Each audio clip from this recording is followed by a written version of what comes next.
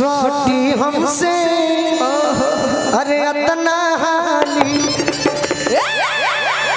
किस्मत पलटल एक में कुछ काम कर दी मुर्गी ले ली किस्मत पलटल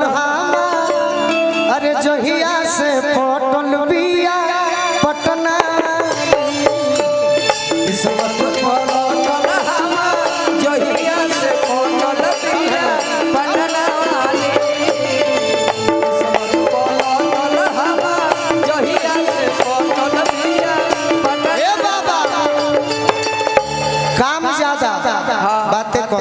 सही संजय गांधी कि सोना जस सुरतिया कि सोना जस सुरतिया झूठो के बहुत नहीं झूठो के कि सोना जस सुरतिया ओकर नजरी में गड़ल बा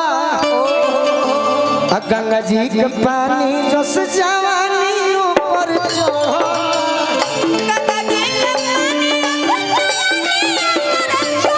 चढ़ल जी जस जवानी ऊपर चढ़ल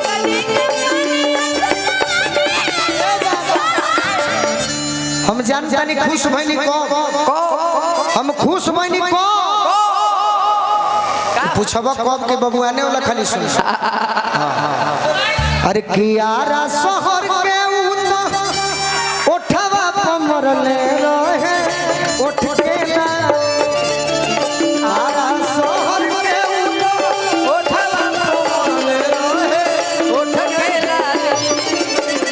एगो और बा बोली कि दुल्हन बनाई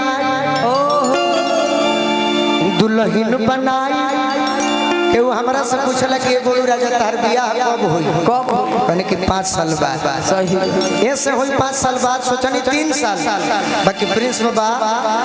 एबे हम बहुत खुश हो गनी रउरा को दिवाकर बाबा कौन बात यहां के आयोजन को कि दुल्हन बनाई बाजवाई बुपंड बाजा के काहे बजवाई काहे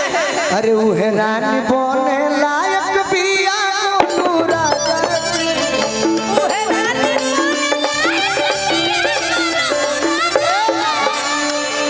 कि देखे में आंसू अरे लागे हीरोइन जैसे अमर वाली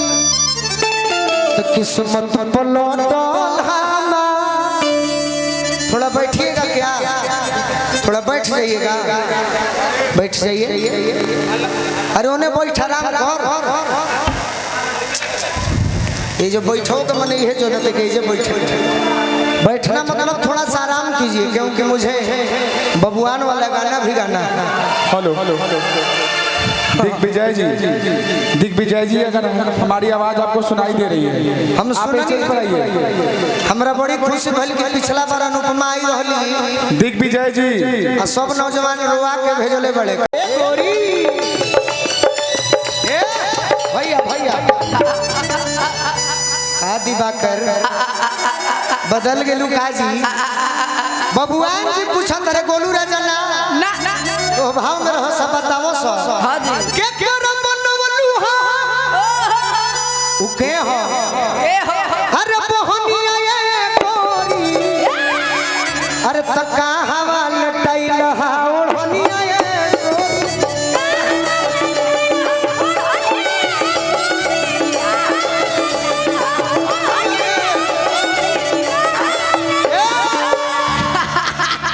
कहे हंसत सरे मजा आवत भैया देखो कल्पना जी गाना कौने रहली वो बबुआने जी से पूछले रहली आ कहली का सैया मत जा तू सूते दलानी सैया मत जा तू सूते दलानी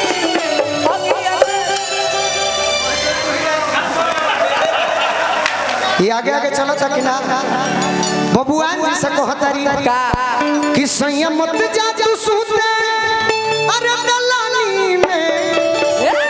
अरे यंगी अल्लाह गुलबा हमरी जाओ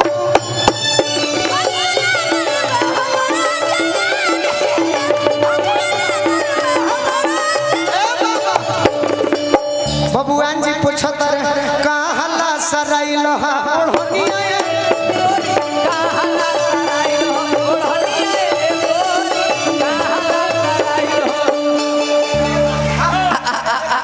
कि हितई के हकी रहे गौए के छोरा गौआ कौन हो जी मदलही कौन गौआ है बाबा महदली चौक तू बताओ कहाँ के रहे अरे कि महदली के कि गौआ के हितई के रहे हितई के हकी रहे महदली के छोरा आ कौन ताहर दाढ़ी धोप के खेलल लाहिलो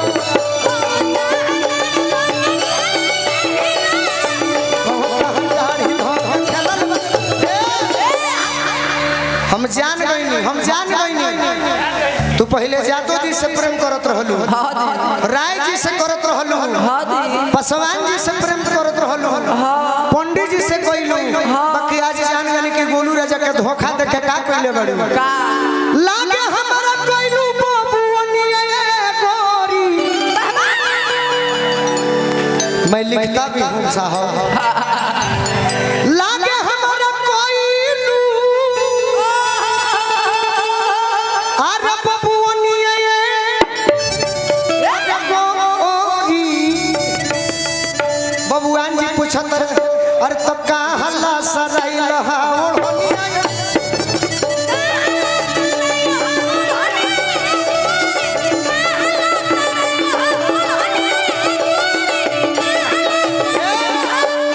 तब एगो लय मारे का बहुत अच्छा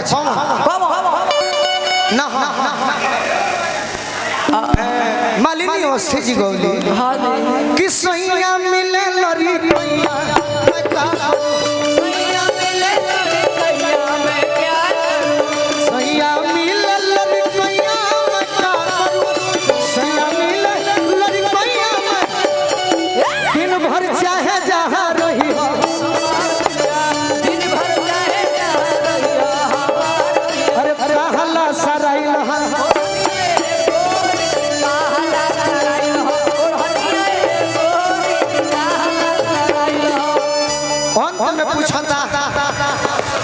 कि के बसमई का पूछता कि के बसमई तोरा दिलवा के अंदर आ गोलुआ रहे कि रहन जोखमी जीते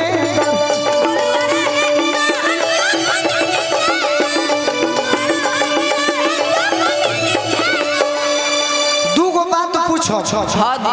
कवन सुगवा के बनलू अरे सुगनिया ये गोरी